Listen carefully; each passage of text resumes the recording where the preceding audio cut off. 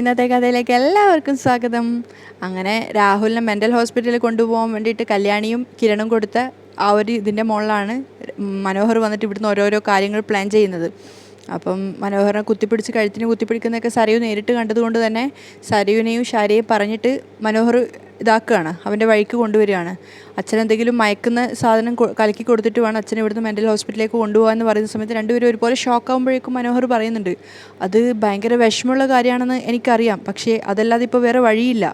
പക്ഷേ ഷാരി തിരിച്ചു പറയുന്നത്, ഉള്ളത് പറയാലോ, ഞാനും മോളും ഇതേപ്പറ്റി സംസാരിച്ചതാ. അതുകൂടെ കേട്ട സമയത്ത് മനോഹറിന് ഒന്നുകൂടെ ആവേശമാവുകയാണ്. അപ്പോൾ ഷാരി പറയുന്നുണ്ട്, പിന്നെ മോനത് എതിർക്കുമെന്ന് കരുതിയാണ് പറയാതിരുന്നത്.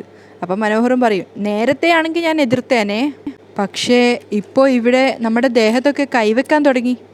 ഇനി നാളെ അച്ഛൻ നമ്മളെ ആക്രമിച്ചാൽ അത് നമുക്ക് പുറത്തു പോലും പറയാൻ പറ്റില്ല.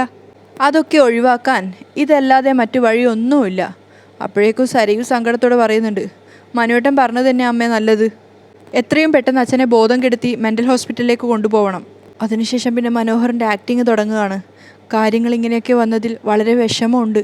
പക്ഷേ ഷാരി പറയുന്നുണ്ട്, ഞങ്ങൾക്കതിൽ ഒരു വിഷമവും ഇല്ല മോനെ, അങ്ങേരെ എന്ത് വേണേലും ചെയ്യാം, പക്ഷേ ഇതൊക്കെ കൊണ്ട് പൊറുതിമുട്ടിയിട്ട് മോളെ ഉപേക്ഷിച്ച് പോവരുത്, ഞങ്ങൾക്ക് അത്രയേ ഉള്ളൂ. അപ്പോഴേക്കും മനോഹരൻ പറയും, ഞാൻ അങ്ങനെ പോവാനാണെങ്കിൽ എപ്പോഴേ പോയേനെ, മോളെ വിട്ടിട്ട് ഒരു കളിയുമില്ല.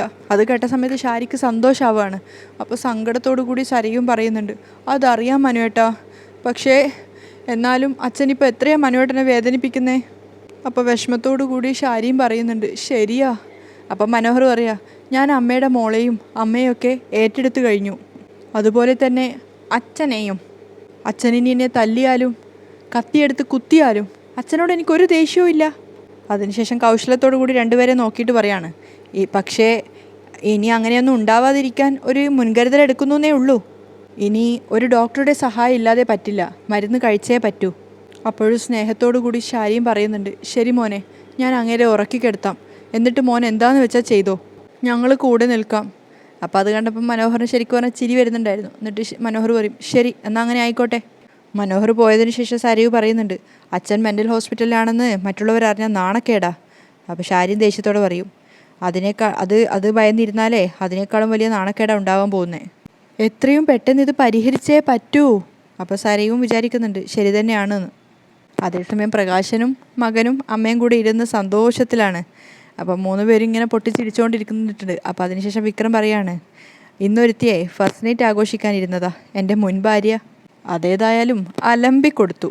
എന്നിട്ട് 3 പേരും പൊട്ടിച്ചിരിക്കുകയാണ്. അപ്പോൾ പ്രകാശൻ പറയുന്നുണ്ട്, നീ വെറുതെയെങ്കിലും അവളെ ഒന്ന് വിളി, എന്നിട്ട് അവളോട് പറ വിവാഹം മുടങ്ങിയതിൻ്റെ ആശംസകൾ എന്ന്.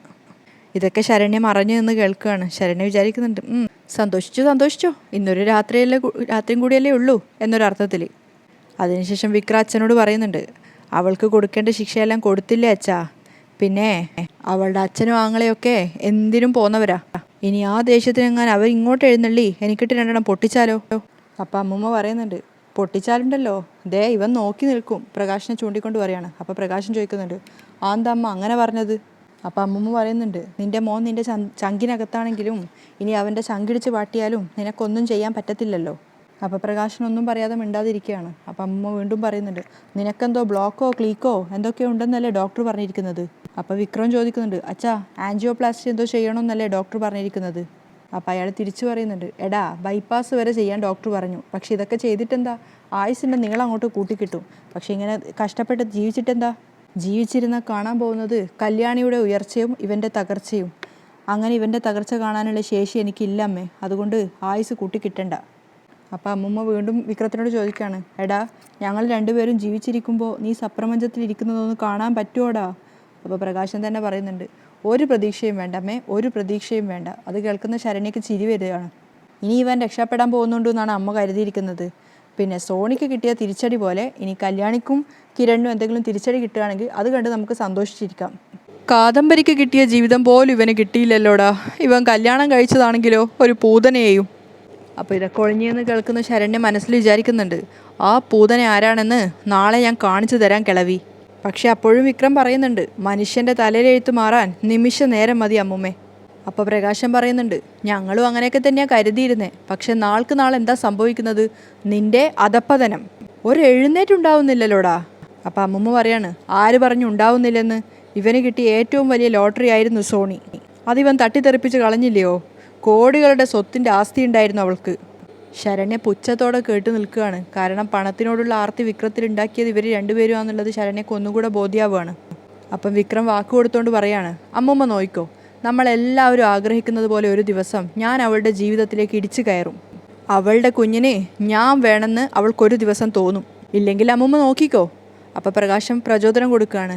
ഡാ, അങ്ങനെ ഒരു തോന്നൽ നിനക്കുണ്ടെങ്കിൽ നീ അതിനു വേണ്ടി കിണഞ്ഞ് പരിശ്രമിക്കണം. ഞങ്ങൾ രണ്ടുപേരും വീഴാനായ അവസ്ഥയിലാ. ഡാ, നീ എങ്ങനെയെങ്കിലും അവളുമായിട്ടൊന്ന് സ്നേഹിച്ച് ഒരുമിച്ച് കഴിഞ്ഞാൽ നിനക്കതൊരു നേട്ടമായിരിക്കും. അപ്പോൾ വിക്രം കോൺഫിഡൻസോടുകൂടി പറയുന്നുണ്ട്, അങ്ങനെയാണെങ്കിൽ ഇനി മുതൽ എൻ്റെ നടത്തം മുഴുവൻ അവൾക്ക് പിന്നാലെ ആയിരിക്കും.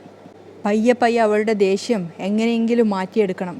അച്ഛനും അമ്മമ്മയും പറയുന്നത് പോലെ ഇനി അവൾക്കൊപ്പം ഒരുമിച്ചാലേ എനിക്കൊരു ഭാവി ഉണ്ടാകൂ.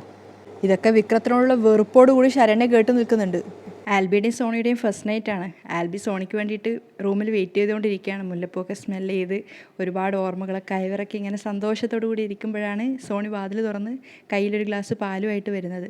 അതായത് വിവാഹത്തിൻ്റെ ഡ്രസ്സൊക്കെ അഴിച്ചു മാറ്റി പുതിയൊരു സാരിയൊക്കെ ചുറ്റി ഒരു നവവധുവിൻ്റെ വേഷത്തിൽ വരികയാണ്. അപ്പം മുറിക്കകത്ത് എത്തിയതും നല്ല പുഞ്ചിരിച്ച മുഖത്തോടെയാണ് വരുന്നത്. അപ്പോൾ ആൽബി ചോദിക്കുന്നുണ്ട്, മോൾ ഉറങ്ങിയോ? ഉറങ്ങി. മോൾ ഉറങ്ങിയതിന് ശേഷമാണ് മമ്മി പാലുമായിട്ട് വിട്ടത്. അപ്പോൾ ആൽബിയും പുഞ്ചിരിക്കുകയാണ്. മമ്മിയെ കെട്ടിപ്പിടിച്ച് കിടന്ന് ഉറങ്ങുക, സോണി സന്തോഷത്തോടെ പറയുന്നുണ്ട്. അപ്പോൾ ആൽബി പറയുന്നുണ്ട്, മോളെ കിട്ടിയത് അവർക്ക് വലിയ സന്തോഷമായിട്ടുണ്ട്. എന്നാൽ പിന്നെ അമ്മ ഇങ്ങോട്ടേക്ക് വന്നിരിക്കുക എന്ന് പറഞ്ഞ് ബെഡ്റൂമിലേക്ക് ക്ഷണിക്കുകയാണ്. സോണി പാലിൻ്റെ ഗ്ലാസ്സോടെ തന്നെ ബെഡിൽ അവിടെ ഇരിക്കുകയാണ്. അപ്പോൾ ആൽബി പ്രണയത്തോടു കൂടി സോണിയെ നോക്കുന്ന സമയത്ത് സോണി കയ്യിലിരുന്ന പാലിൻ്റെ ഗ്ലാസ് ആൽബിക്ക് നേരെ നീട്ടുന്നുണ്ട്. അപ്പോഴും ആൽബി പ്രണയത്തോടു കൂടി തന്നെ അത് വാങ്ങിയിട്ട് 2 സിപ്പ് പാല് കുടിക്കുകയാണ്. അതിനുശേഷം സോണിക്ക് കൊടുക്കുന്ന സമയത്ത് സോണിയും ഒരു കവള് കുടിച്ചതിന് ശേഷം പാലവിടെ മാറ്റി വെക്കുകയാണ്. അതിനുശേഷം ആൽബിക്ക് അടുത്ത് വന്നിരുന്നപ്പം ആൽബി പറയുന്നുണ്ട്, ഇന്ന് ഇങ്ങനെ ഒരു മുഹൂർത്തം ഒരുക്കാൻ വേണ്ടി എന്തെല്ലാം പ്രതിസന്ധികൾ തരണം ചെയ്യേണ്ടി വന്നു നമുക്ക്. ആ ഒരു നിമിഷത്തിലേക്ക് ഓർമ്മ പോയിക്കൊണ്ട് സോണിയും പറയുന്നുണ്ട്, മോളെ കാണാനില്ലെന്ന് അറിഞ്ഞപ്പോൾ ആ ഒരു നിമിഷം സത്യം പറഞ്ഞ ഹൃദയം നിന്നുപോയി. അപ്പം കുറച്ച് മുന്നേ നടന്ന ആ ഒരു ഭീകര സംഭവം ഓർത്തുകൊണ്ട് തന്നെ ആൽബിയും പറയുന്നുണ്ട്, അതിനു മുമ്പ് ശരിക്കും പറഞ്ഞാൽ കാറ് കത്തി ഞാനും പപ്പയും മമ്മിയും ഒക്കെ അവസാനിച്ചേനെ. ആ ഓർമ്മകളിലേക്ക് പോകുന്തോറും സോണിക്കും അതുപോലെ തന്നെ ആൽബിക്കും ഒരുതരം വിങ്ങലാണ് ഫീൽ ചെയ്യുന്നത്. കാരണം എന്തൊക്കെ കടമകളാണ് ഒന്ന് കല്യാണം കഴിക്കാൻ വേണ്ടി തരണം ചെയ്തതെന്ന് ഓർക്കുന്ന സമയത്ത്. അപ്പോൾ ആൽബി സീരിയസ് ആയിട്ട് പറയുകയാണ്, സോണിയുടെ അച്ഛൻ പലപ്പോഴും പറഞ്ഞിട്ടുണ്ട്, കല്യാണി എന്ന മരുമകൾ നിങ്ങളുടെ വീട്ടിൽ വന്നതിന് ശേഷം പല അപകടങ്ങളും പലപ്പോഴും ദൈവം തട്ടിമാറ്റിയിട്ടുണ്ടെന്ന്. അതെനിക്ക് ഇന്ന് നേരിട്ട് ബോധ്യപ്പെട്ടു. അപ്പോൾ സോണി പുഞ്ചിരിച്ചുകൊണ്ട് തലകുലുക്കുകയാണ്. ഒരുപക്ഷെ കല്യാണി ഉൾപ്പെടെ പല നന്മയുള്ള മനസ്സുകളുടെയും പ്രാർത്ഥന കൊണ്ടാവാം ഈ ദുരന്തങ്ങളെല്ലാം ഒഴിവായി പോയത്. സോണിയും പറയുന്നുണ്ട്, ഞാനും അങ്ങനെയാണ് വിശ്വസിക്കുന്നത്. കല്യാണിയെ കിരണേട്ടൻ വിവാഹം കഴിച്ചതിന് ശേഷം എൻ്റെ അമ്മ കല്യാണിയെ വീടിന് പുറത്താക്കുമ്പോൾ അവർക്ക് ഒന്നും ഉണ്ടായിരുന്നില്ല. അച്ഛൻ സഹായിക്കാൻ തയ്യാറായി വന്നപ്പോൾ അതൊന്നും അവർ സ്വീകരിച്ചില്ല. പിന്നെ പടിപടിയായിട്ടായിരുന്നു അവരുടെ വളർച്ച. ആ ഒരു ഘട്ടങ്ങളൊക്കെ ഇങ്ങനെ സോണി മനസ്സിൽ കണ്ടുകൊണ്ടിരിക്കുകയാണ്. ആൽബിയും സോണി പറയുന്നത് കേട്ടുകൊണ്ടിരിക്കുന്നുണ്ട്. എന്നിട്ട് അഭിമാനത്തോടു കൂടി തന്നെയാണ് സോണി പറയുന്നത്, ഇന്ന് ഈ നാട്ടിലെ ഏറ്റവും വലിയ കൺസ്ട്രക്ഷൻ കമ്പനിയാണ് RS കൺസ്ട്രക്ഷൻ കമ്പനി. അപ്പോൾ ആൽബിയും ചിരിച്ചുകൊണ്ട് പറയുന്നുണ്ട്, നമുക്ക് കുറച്ചു കാലം US ജീവിച്ചതിന് ശേഷം തിരിച്ചിങ്ങോട്ടേക്ക് വരാം. പിന്നെ സോണിയുടെ അച്ഛനും അമ്മയൊക്കെ പറയുന്നത് പോലെ ഒരു കോമ്പൗണ്ടിനകത്ത് തന്നെ 3-4 വീട് വെച്ച് നമുക്കെല്ലാവർക്കും ഒന്നിച്ച് ജീവിക്കാം. അത് കേട്ടിട്ട് സോണി പുഞ്ചിരിക്കുകയാണ്. അപ്പം ആൽബി പറയുന്നുണ്ട്, മനസ്സുകൾ തമ്മിൽ അടുപ്പമുള്ളവർ ഒരുമിച്ച് അടുത്തടുത്ത് ജീവിക്കുന്നത് വളരെ നല്ലതാ. അപ്പോൾ സോണി പറയാണ്, പക്ഷേ എൻ്റെ ആഗ്രഹം അച്ഛനെയും അമ്മയെയും കല്യാണിയെയും കിരണേട്ടനെയും ഒക്കെ അങ്ങോട്ടേക്ക് കൂട്ടിക്കൊണ്ട് പോകണമെന്നാ. വേറൊന്നും കൊണ്ടല്ല. ഇവിടെ ഞങ്ങൾക്കൊക്കെ ഒരുപാട് ശത്രുക്കൾ ആൽബിയേട്ടാ. ഇപ്പോൾ ആൽബിയേട്ടനും നേരിട്ട് ബോധ്യപ്പെട്ടതാണല്ലോ.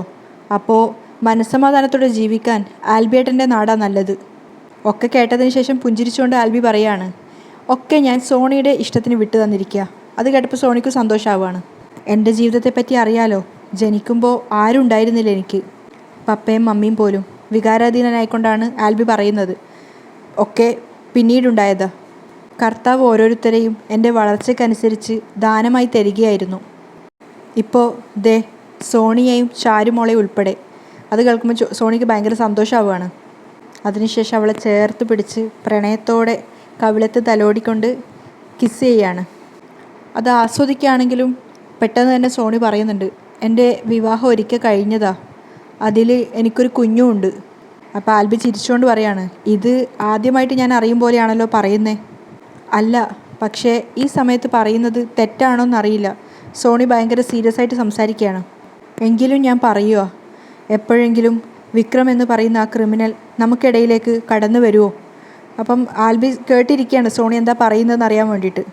അപ്പോൾ ആൽബി കുറച്ച് സീരിയസ് ആയിട്ട് തന്നെ പറയാണ്, അങ്ങനെ വന്നു കഴിഞ്ഞാൽ അവനെ ഞാൻ തല്ലിക്കൊല്ലും. അങ്ങനെയല്ല ഞാൻ ഉദ്ദേശിച്ചത്. ഞാനൊരു രണ്ടാം കെട്ടുകാരിയാണെന്ന തോന്നൽ എപ്പോഴെങ്കിലും ആൽബി ഏട്ടന്. അപ്പോഴേക്കും ആൽബി കൈയെടുത്ത് തടയുകയാണ്. നിർത്ത്, ദേ ഇത്തരം സംസാരങ്ങളാണ് എനിക്കിഷ്ടമല്ലാത്തത്. നോക്ക്, എൻ്റെ മനസ്സെന്താണെന്ന് ഞാൻ തുറന്നു കാട്ടിയതാ. സേനനങ്ങൾ എനിക്കൊരു അന്യനല്ല, എൻ്റെ പപ്പ തന്നെയാ. അങ്ങനെയുള്ളപ്പോൾ സേനനങ്ങളിലും കുടുംബത്തിനും ഒരു തകർച്ച വരുമ്പോൾ അത് പരിഹരിക്കാനുള്ള ഉത്തരവാദിത്തം എനിക്കുണ്ട്. അതൊക്കെ കേൾക്കുന്ന സമയത്ത് സോണിക്ക് ഒത്തിരി സന്തോഷമാവുകയാണ്. അപ്പോൾ ആൽബി വീണ്ടും അവളെ ചേർത്ത് പിടിച്ച് കൈയെടുത്തുകൊണ്ട് പറയുന്നുണ്ട്, ഇനി ഒരു വാക്കുകൊണ്ടോ നോക്കുകൊണ്ടോ പോലും സോണിയെ വേദനിപ്പിക്കരുതെന്നാണ് എൻ്റെ ആഗ്രഹം. അറിഞ്ഞോ അറിയാതെയോ അങ്ങനെയൊരു തെറ്റ് ചെയ്തു പോവരുതേ എന്നാണ് കർത്താവിനോട് ഞാൻ പ്രാർത്ഥിക്കുന്നത്. എന്ന് വെച്ചാൽ ആദ്യം തന്നെ കണ്ടപ്പോൾ എൻ്റെ ഹൃദയത്തിലേക്ക് കയറിപ്പറ്റിയ പെൺകുട്ടി തന്നെയാണ് ഇപ്പോൾ എൻ്റെ ഭാര്യയായിട്ട് എൻ്റെ അടുത്ത് വന്നിരിക്കുന്നത്. അതൊക്കെ കേൾക്കുന്ന സമയത്ത് സോണിക്ക് സത്യം പറഞ്ഞാൽ കരച്ചിൽ വരുന്നുണ്ടായിരുന്നു. അതായത് അത്രയും നമ്മളോട് ആത്മാർത്ഥതയുള്ള സ്നേഹത്തോടു കൂടിയുള്ള ഒരാളുടെ പെരുമാറ്റം കാണുമ്പോൾ ആ ഒരു സന്തോഷമില്ലേ, ആ ഒരു സന്തോഷ കണ്ണീര്. അപ്പോൾ ആൽബി വീണ്ടും പറയാണ്, അവളെ ഞാൻ ഈ ജന്മം വേദനിപ്പിക്കില്ല.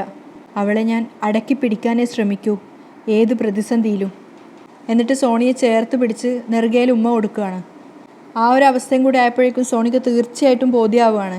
കാരണം ഒരു കാലത്തും ആൽബി തന്നെ വേദനിപ്പിക്കുകയും വിഷമിപ്പിക്കുകയും ചെയ്യില്ല, പ്രത്യേകിച്ച് വിക്രത്തിൻ്റെ പേര് പറഞ്ഞിട്ടെന്നുള്ളത്. താൻ എത്തപ്പെട്ടിരിക്കുന്നത് ഏറ്റവും സുരക്ഷിതമായ കൈകളിലാണെന്നും. കല്യാണി മുറിയിൽ ഡ്രസ്സുകളൊക്കെ മടക്കിക്കൊണ്ടിരിക്കുമ്പോഴാണ് കിരൺ അങ്ങോട്ടേക്ക് വരുന്നത്. എന്നിട്ട് കല്യാണിയോട് പറയുന്നുണ്ട്, അയലത്തുള്ളവനെ ഒരു കാര്യം ഏൽപ്പിച്ച് വിട്ടിട്ട് എന്തായി എന്നറിയില്ലല്ലോ കല്യാണി.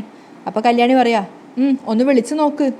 അപ്പോൾ കിരൺ സംശയത്തോടെ പറയുന്നുണ്ട്, ചിലപ്പോൾ സരയു അടുത്ത് കാണും. സരയു അടുത്തുണ്ടെങ്കിലും അവൾ കാണാതെ അവൻ ഫോൺ എടുക്കും. കല്യാണി കോൺഫിഡൻസോടുകൂടി പറയാണ്, എടുക്കാതിരിക്കാൻ അവന് പറ്റില്ലല്ലോ.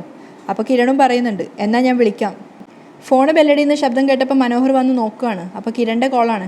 എടുത്തപ്പോൾ തന്നെ ഒന്ന് ആലോചിച്ചിട്ടാണ് എടുക്കുന്നത്. എടുത്തപ്പോൾ തന്നെ പറയുന്നുണ്ട്, ആ അളിയാ. അപ്പോൾ കിരൺ ചോദിക്കും, അളിയനോ? അല്ല സാറേ. അപ്പോഴേക്കും കിരൺ പറയുന്നുണ്ട്, അളിയനാ, നിനക്ക് അളിയന്മാർ ഒരുപാട് പേര് കാണും, പക്ഷേ എന്നെ നീ നിൻ്റെ അളിയനാക്കണ്ട, എന്നെ നീ അന്യനായിട്ട് കണ്ടാൽ മതി. അപ്പോൾ മനോഹർ ചോദിക്കുന്നുണ്ട്, എന്തിനാ ഇപ്പോൾ വിളിച്ചത് എന്തിനാണെന്ന് നിനക്കറിയില്ലേ? പെട്ടെന്ന് ഓർത്തതുപോലെ തന്നെ മനോഹർ പറയാണ്, അതിനുവേണ്ട ഒരുക്കങ്ങളൊക്കെ ഞാൻ തുടങ്ങിക്കൊണ്ടിരിക്കുക. നാളെ തന്നെ അയാളെ മെൻ്റൽ ഹോസ്പിറ്റലിലേക്ക് മാറ്റിക്കോളാം. നീയേ തന്ന വാക്ക് തെറ്റിക്കണ്ട. ഇന്നലെ എൻ്റെ സോണിയുടെ കല്യാണമായിട്ട് ആ ബഗാസുരൻ എന്തുമാത്രം കളി കളിച്ചു എന്ന് നിനക്കറിയോ? അത് നിനക്ക് നന്നായിട്ട് അറിയാമെന്ന് എനിക്കറിയാം. അതുകൊണ്ട് നീ തന്നെ അയാൾക്ക് കൊടുത്തിരിക്കണം. അല്ലെങ്കിൽ നിനക്ക് ഞങ്ങൾ പണി തരും. ജയിലിലേക്കുള്ള നിൻ്റെ യാത്ര എളുപ്പത്തിലാവും. പിന്നെ പറഞ്ഞില്ലെന്ന് വേണ്ട. എന്നിട്ട് കിരൺ ഫോൺ കട്ട് ചെയ്യുകയാണ്. അപ്പോൾ സ്തംഭിച്ചിട്ട് നിൽക്കുകയാണ് മനോഹർ. അപ്പോഴേക്കും ചിരിച്ചുകൊണ്ട് സരയു വാതിൽ തുറന്ന് അകത്തേക്ക് വരികയാണ്. ആരാണ് മനുവേട്ടാ? പെട്ടെന്ന് ഷോക്കൊക്കെ മാറ്റി ചിരിച്ചുകൊണ്ട് മനോഹർ പറയുന്നുണ്ട്, അമേരിക്കയിൽ നിന്നാ. ന്യൂയോർക്ക് സിറ്റിയിൽ ഒരു 10 സെൻറ്റ് വിൽക്കാനുണ്ടെന്ന്. ഏതാണ്ട് ഒരു $1,00,000 കൊടുക്കണം. അപ്പോൾ സരയു ചോദിക്കൂ, അത്രയും മതിയോ? എൻ്റെ മോളു, $1,00,000 എന്ന് പറഞ്ഞാൽ എത്രയാണെന്നാണ് നിൻ്റെ വിചാരം? അത് ഏതാണ്ട് ഒരു കോടി വരും. അപ്പോൾ സരയു ഇങ്ങനെ അത്ഭുതപ്പെട്ട് നിൽക്കുകയാണ്. അപ്പോൾ മനോഹർ അടുത്ത പൊങ്ങച്ചൻ പറയും, 10 സെൻറ്റ് എന്ന് പറയുമ്പോൾ 10 കോടി വരും. സരയു ഇങ്ങനെ വാ പൊളിച്ച് കേട്ട് നിൽക്കുകയാണ്. അപ്പോഴേക്കും അത് കണ്ടിട്ട് എന്നെ ആസ്വദിച്ചുകൊണ്ട് മനോഹർ പറയുന്നുണ്ട്, അതൊക്കെ എനിക്ക് നിസ്സാരാണ്. അപ്പോൾ സരയു ചോദിക്കുകയാണ്, ഇതെല്ലാം കൂടി വാങ്ങിച്ച് കൂട്ടിയിട്ട് എന്തെങ്കിലും പ്രയോജനം ഉണ്ടോ മനുവേട്ടാ? അപ്പോഴേക്കും മനോഹർ പറയാണ്, അതാണ് ഞാനും ആലോചിക്കുന്നത്. ഇപ്പോൾ ഏതാണ്ട് 500 കോടി ബാങ്കിൽ കിടപ്പുണ്ട്. അത് മതി ഇനിയുള്ള കാലം ജീവിക്കാൻ. കുറച്ച് കാലം അവിടെ നിൽക്കാം. മനോഹർ ഇങ്ങനെ തള്ളി മറിക്കുകയാണ്. ഇതൊന്നും മനസ്സിലാവാതെ പൊട്ടത്തിയായിട്ട് സരയു കേട്ടുകൊണ്ട് നിൽക്കുന്നുണ്ട്. പിന്നെ നമുക്കിവിടെ എവിടെയെങ്കിലും സെറ്റിലാവാന്നേ. അപ്പോഴേക്കും സരയു പറയുന്നുണ്ട്, അയ്യോ അത് വേണ്ട മനുവേട്ടാ, ഇവിടെ എവിടെയും കൊള്ളില്ല. അപ്പോൾ മനോഹർ സരയുവിന് ഓപ്പോസിറ്റായിട്ട് നിൽക്കുക. അവൻ വിചാരിക്കുന്നുണ്ട്, അയ്യോ ഇവിടെ ഒരു തരത്തിലും തരുന്നില്ലല്ലോ. അപ്പോൾ സരയു പറയുന്നുണ്ട്, അതുകൊണ്ടല്ലേ ഇവിടെയുള്ള ചെറുപ്പക്കാരെല്ലാം അമേരിക്കയിലേക്ക് നാടുവിടുന്നത്. അതുകൊണ്ട് എനിക്കിനി അമേരിക്കയിൽ ജീവിച്ച് മരിച്ചാൽ മതി. നമ്മുടെ മക്കളും അവിടെ ജനിക്കണം, അവിടെ തന്നെ വളരണം.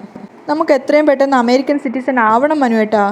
അപ്പോഴേക്കും മനോഹർ ബാക്കി തള്ളുകയാണ്. അവിടെ മാത്രമല്ല, കൊറിയയിലും സ്വിറ്റ്സർലാൻഡിലും ജർമ്മനിയിലും ഒക്കെ ഞാൻ സിറ്റിസൺസ് എടുത്തിട്ടുണ്ട്. അപ്പോൾ അതിശയത്തോടു കൂടി സരയു ചോദിക്കുന്നുണ്ട്, അങ്ങനെ ഒരു സമയം ഒരുപാട് സ്ഥലത്ത് എടുക്കാൻ പറ്റുമോ? അപ്പോൾ മനോഹർ പറയാം, നമ്മുടെ ബിസിനസ്സിന് ഈ രാജ്യങ്ങളുമായിട്ട് ഒരുപാട് വർഷത്തെ ബന്ധമുണ്ട്. അതൊക്കെ കൊണ്ട് പറ്റുമെന്നേ, ഇല്ലെങ്കിൽ ഞാൻ പറ്റിക്കില്ലേ? മനോഹറിൻ്റെ സംസാരം കേൾക്കുന്ന സമയത്ത് സരയു പൊട്ടിച്ചിരിക്കുകയാണ്. അതിനുശേഷം മനോഹർ ഇങ്ങനെ സ്വയം വിചാരിക്കുന്നുണ്ട്, നീ ചിരിക്കണ്ട, നിന്നെ ഞാൻ പറ്റിച്ചുകൊണ്ടിരിക്കുകയാണ് അതിമനോഹരായിട്ട്. ഈ മൂന്നാർ മുരുകൻ 5 വയസ്സുള്ളപ്പോൾ തുടങ്ങിയതാടി ഈ കളികളൊക്കെ.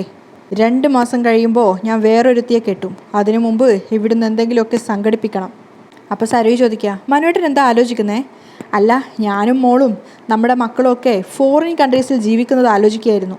ലോകത്തിലെ ഏറ്റവും മനോഹരമായ സ്ഥലം സ്വിറ്റ്സർലാൻഡാണ്. അവിടെ തടാകത്തിൻ്റെ തീരത്ത് എനിക്കൊരു റിസോർട്ടുണ്ട്.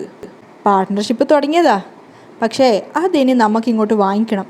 എന്നിട്ട് ഏറിയ സമയവും നമുക്ക് അവിടെ താമസിക്കണം. അവിടെ ആവുമ്പോൾ കാലാവസ്ഥയൊക്കെ ഓക്കെയാണ്. അപ്പോൾ സരയു പറയുന്നുണ്ട്, ഷോ ഇവിടെ എന്ത് ചൂടാണ് മനുവേട്ടാ. അതിനിടയ്ക്കാണെങ്കിൽ ഉഷ്ണതരംഗവും പിന്നെ ഇല്ലാത്ത തരംഗമൊക്കെ വരുന്നാണ് പറയുന്നത്. അപ്പം മനോഹർ പറയുന്നുണ്ട്, അതിനിടയ്ക്ക് ഞാനൊന്ന് പുനലൂർ വരെ പോയായിരുന്നു. അതെന്തിനാ പോയേ? അതൊരു പെണ്ണ് കാണാൻ. അപ്പോൾ സരയു ഞെട്ടിക്കൊണ്ട് വയ്ക്കും, അല്ല, അത് എൻ്റെ ഒരു സുഹൃത്തിന് പെണ്ണ് കാണാൻ പോയതാ. സത്യം പറഞ്ഞാ അവിടെ സൂര്യൻ ഇങ്ങ് ഇറങ്ങി വരുമായിരുന്നു. ഉരുക മനുഷ്യൻ അവിടെ കിടന്ന്. അപ്പോൾ സരയു പറയുന്നുണ്ട്, അതിനേക്കാളും ചൂടാ പാലക്കാട്. അത് വെച്ച് നോക്കുമ്പോൾ ഇവിടെ തിരുവനന്തപുരത്താ ചൂട് കുറവ്. എന്നിട്ടും സഹിക്കാൻ പറ്റുന്നില്ല. അപ്പം മനോഹർ പറയാ, നോക്ക്, സ്വിറ്റ്സർലാൻഡ് ആകുമ്പോൾ ഈ കുഴപ്പമൊന്നുമില്ല. തണുപ്പാവുമ്പോൾ കുറച്ച് സഹിക്കേണ്ടി വരും. പിന്നെ ഞാനൊരു കാര്യം പറഞ്ഞേക്കാം, നമ്മൾ പോകുമ്പോൾ മറ്റേ സാധനത്തെ കൊണ്ടുപോവില്ല, അമ്മായി അച്ഛനെ. അപ്പോൾ സരയും പറയും, അയ്യോ വേണ്ട. പെട്ടെന്ന് മനോഹർ പറയുന്നുണ്ട്, ഞാനിന്ന് അച്ഛൻ്റെ അടുത്തേക്ക് പോയ സമയത്തെ ഡൈനിങ് ടേബിളിൽ നിന്നൊരു കത്തിയെടുത്ത് അച്ഛൻ എന്നെ ഇങ്ങനെ കാണിച്ചു, കുത്തു എന്ന്. അയ്യോ, ആയുധം എടുത്തു തുടങ്ങിയോ? സരയു ഞെട്ടിക്കൊണ്ട് ചോദിക്കുകയാണ്. അപ്പോൾ മനോഹർ പറയുന്നുണ്ട്, ഇനി എന്തെങ്കിലും വയലൻസ് പുള്ളിക്കാരൻ്റെ ഭാഗത്തു നിന്നുണ്ടായാലേ പെട്ടെന്നൊരു ഡോക്ടറെ കാണിക്കണം. അപ്പോൾ സരയു പറയുന്നുണ്ട്, അതിന് വരണ്ടേ, അതിനെന്തെങ്കിലും ഒരു മാർഗം നമ്മൾ സ്വീകരിക്കണം, അല്ലാതെ ഇങ്ങനെ മുന്നോട്ട് പോയാൽ പറ്റുമോ? ചില നേരത്ത് ഭാര്യയാണ് മോളാണ് എന്നൊരു ബോധമൊന്നും പുള്ളിക്കാർ കാണത്തില്ല. ആ സമയത്ത് കത്തി പള്ളക്ക് കയറ്റി തന്നാൽ എന്ത് ചെയ്യും? അപ്പോൾ സരയു ചെറുതായിട്ടൊന്ന് പേടിക്കുകയാണ്. അതുകൊണ്ട് നമ്മൾ പോകുന്നതിന് മുമ്പ് മോളുടെ അച്ഛനെ ഒന്ന് നോർമലാക്കണം. അതിനെങ്ങനെയെങ്കിലും അങ്ങേരെ മെൻ്റൽ ഹോസ്പിറ്റലിൽ കൊണ്ടുപോയേ പറ്റൂ. സരയു അത് സമ്മതിക്കുകയാണ്. പ്രകാശനും അമ്മയും കൂടെ അടുക്കളയിൽ തകൃതിയായ പണിയിലാണ്. സവോള അരിഞ്ഞിടുന്ന ഒരു ഭാഗത്തുനിന്ന് പ്രകാശൻ, അമ്മ പായസം ഉണ്ടാക്കുന്നു. അപ്പം അമ്മ പറഞ്ഞ്, പായസം റെഡിയായി, ഞാൻ ചെയ്യുമായിരുന്നല്ലോ അതൊക്കെ, നീ എന്തിനാടോ അതൊക്കെ ചെയ്യുന്നത്? അപ്പോൾ പ്രകാശൻ പറയാ, എൻ്റെ അമ്മയെ നമ്മുടെ മോൻ്റെ സന്തോഷത്തിന് വേണ്ടി ഞാൻ അടുക്കളയിൽ നിന്നല്ല വേണേ കക്കൂസ് വരെ കഴുകും. അപ്പോഴേക്കും വിക്രം അടുക്കളയിൽ വന്നിട്ട് മൂക്കൊണ്ട് ഇങ്ങനെ സ്മെല്ലെടുക്കുകയാണ്. കുറേ നാളായി ഇങ്ങനെ ഒരു മണം കിട്ടിയിട്ട്. അപ്പോൾ അമ്മൂമ്മ പറയാ, സദ്യ എന്ന് പറയുമ്പോൾ മലയാള സദ്യ ഒന്നുമല്ല ഇത്, ഇറച്ചിയും മീനും ഒക്കെ ഉണ്ടല്ലോ, പോരാത്തതിന് അടപ്രഥമനും ഉണ്ട്. അവളുടെ കൂട്ടുകാരി ഇടയ്ക്കിടയ്ക്ക് വന്നാലേ നമുക്കിങ്ങനെ ഇടയ്ക്കിടയ്ക്ക് ഇങ്ങനത്തെ ഫുഡൊക്കെ കഴിക്കാലോ. അമ്മൂമ്മ ചിരിച്ചുകൊണ്ട് പറയാണ്. അത് കേട്ടുകൊണ്ടാണ് ശരണ്യ വരുന്നത്. ശരണ്യക്ക് സത്യം പറഞ്ഞാൽ ചിരി വരുന്നുണ്ടായിരുന്നു. ഇനി വരാൻ പോകുന്ന അവസ്ഥ എന്താ ഇവരതെന്ന് ആലോചിക്കുന്ന സമയത്ത്. എന്തായാലും ഇന്നത്തെ എപ്പിസോഡ് ഇങ്ങനെയാണ് അവസാനിക്കുന്നത്.